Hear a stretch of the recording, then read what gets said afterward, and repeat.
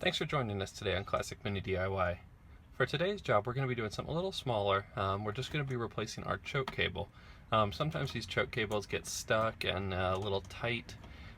There are newer choke cables also with a locking mechanism, so when you pull the choke out, it'll stay open. Today, we're going to replace my worn out choke cable with a new locking type choke cable. So first thing that we're going to want to do is disconnect the choke cable from our carburetors. So let's go ahead and go out to the engine bay and I'll show you where that is. Cool, so we're out here on our carburetors, and on my car I've got dual HS2 carburetors, but on most carbs it is pretty similar. You'll have the silver cable right here, maybe in a black shroud as well.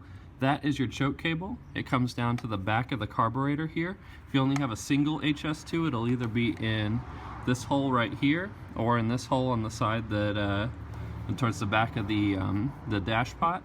And there is a small nut on the end of the cable down there. You can see it kind of wiggling in the video. That is the nut that you're going to want to disconnect that allows your choke cable free. So the best thing that I found to get down there on that tiny little nut is a pair of needle nose pliers, or you can try and find a socket set that has one that fits, although it's pretty difficult to get a ratcheting socket down in there. So let's go ahead and take that off.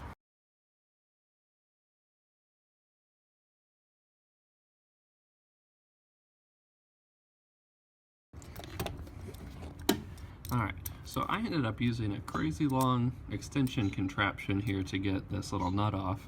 The size that you'll need is, let's see here, 1/4, and that's for this nut here, but you might have a different one, but maybe it'll save you a little time knowing that at least some of them are a 1/4 or a 1/4 inch. But again, if you look, let's see if I can get this in focus. There's a small hole there, and then this nut, it actually clamps down, so it tightens down and clamps onto that little cable that your choke is operated with. So I'm going to go ahead and set this aside. You don't want to lose this. It's a really important part. And then we'll pull our choke cable out. Great. So got our old mangled choke cable here. Doesn't work very well. And this goes through a hole in the firewall. So we're just going to feed that back through the hole, and we'll pull it back through on the other side of the car, or on the inside. Alright, so I pulled back my carpet a little bit, and it's pretty tough to see, but the silver cable there actually goes through that small little hole, and you're just going to want to pull that on through, and then all that's left is the hole and your choke cable out of that. So next step is to take this choke cable off of your little dash surround there. Alright, so the choke cable's held on with a nut just on the back of this here. Some people think it's a bit easier to unscrew these two screws here, which should be going into captive nuts. Sometimes they are not captive, which makes things a little bit more difficult, but then you can take this whole panel and kind of feed it out and behind. Other folks will try and get this nut off the back without taking this little faceplate off. Personally, I like to take the faceplate off. It takes a little bit more time, but it makes things so much easier. So I'm going to go ahead and take that off, and then we'll feed this actually just underneath and out from behind here.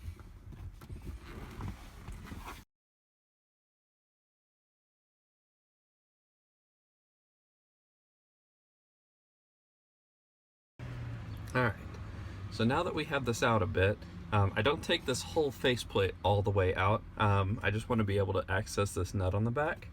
So I'm going to get a small wrench up there, and we'll get that undone.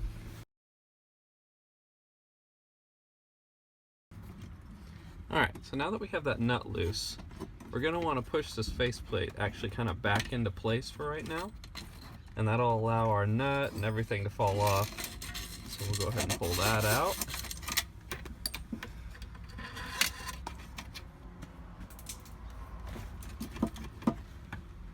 And so there'll be a few things that come off with this choke cable.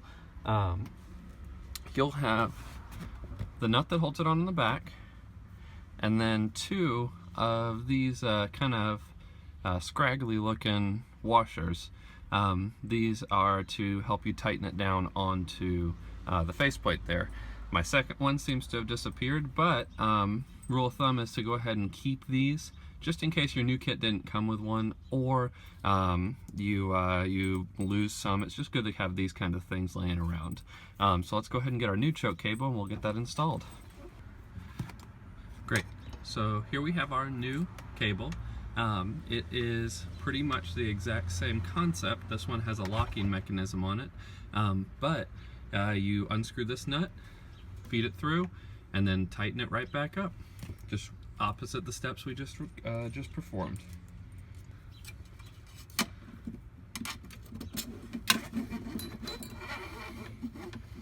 Now, as you're feeding it through here, make sure that you try and avoid getting any wires tangled up in it.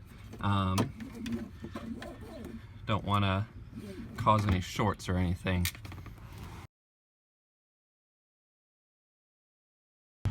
And so I normally hand tighten this as far as I can, and then I come in with the wrench. Just makes our life a little bit easier. Alright, kind of push that through like you did with the other one, and grab your wrench and tighten.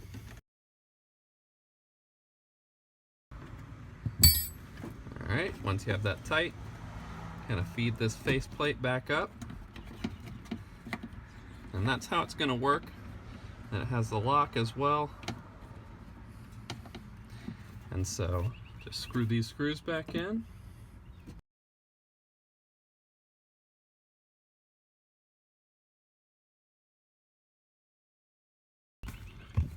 Great.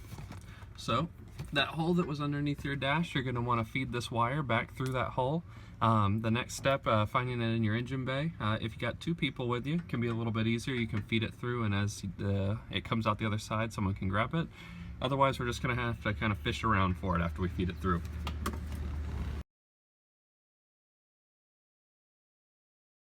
Cool, so this part's going to be a little bit hard for me to show in the video, but you're going to want to reach around. It should be right back there behind your carburetor, and find that choke cable and pull it through and up on this side of your heat shield.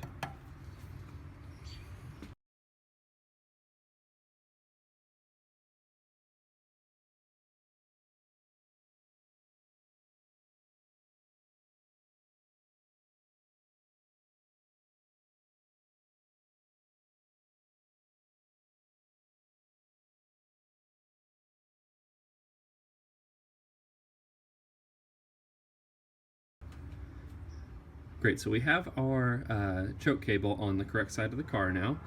We have it threaded through on the carburetor side of our heat shield. We don't want this cable to touch our manifold and melt. The next step is to thread this end back through the hole that it came out of, which is right here. As you thread that through, once you get to the bottom side, you're going to bring up this nut again, and you're going to thread it on the end of the cable like this, and ultimately tighten this down to set your tension on that choke cable. You're going to want to try and get this as far through as you can, and I recommend after you've gone through once, before you pull out the clamping nut, pull this through, take a look and see how much extra you have, and trim a little bit off of the end. It'll make your life a little bit easier as you're trying to tighten down that tensioning nut. So I'm going to go ahead and do this. I don't know how much you're going to be able to see with my hands in the way and everything, but we can go ahead and thread it through and get this going again. Also, once you thread this through this first hole, there's another pipe that you got to thread it through on the bottom. It's really hard to see on the video. I would show you, but just keep in mind that there is an additional pipe that you got to thread that through. Alright, so we have that pushed in pretty dang far, and you'll see there's quite a lot of excess on the end there. So I'm just going to trim off just a little bit. I still want some that I can work with, but we don't need quite this much on the end. And to trim that off, I have some tin snips. but needle nose pliers should cut it as well. Just take a little off the end there. Just like that. And don't let it fall down in your engine bay.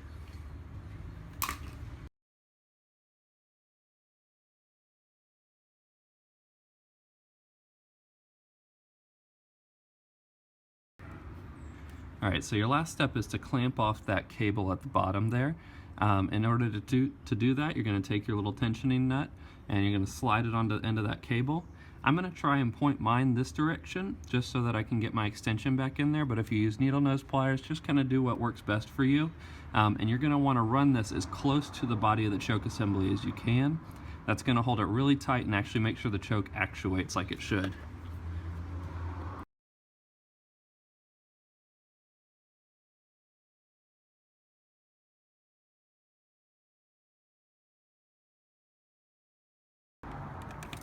Alright, so that's really tight. Last thing that we're going to want to do is just kind of pull on this. Make sure that it doesn't slide off the bottom. And then last thing, I'm going to go into the car and make sure my choke pulls and locks. And once I've locked it, I'm going to come out here and take a look to make sure it worked properly.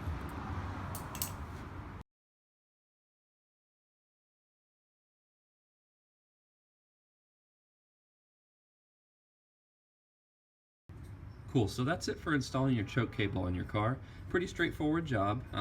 Shouldn't take you more than 30-45 minutes. And the last thing I like to do before getting back on the road is apply a synthetic grease to all these joints in here and everything.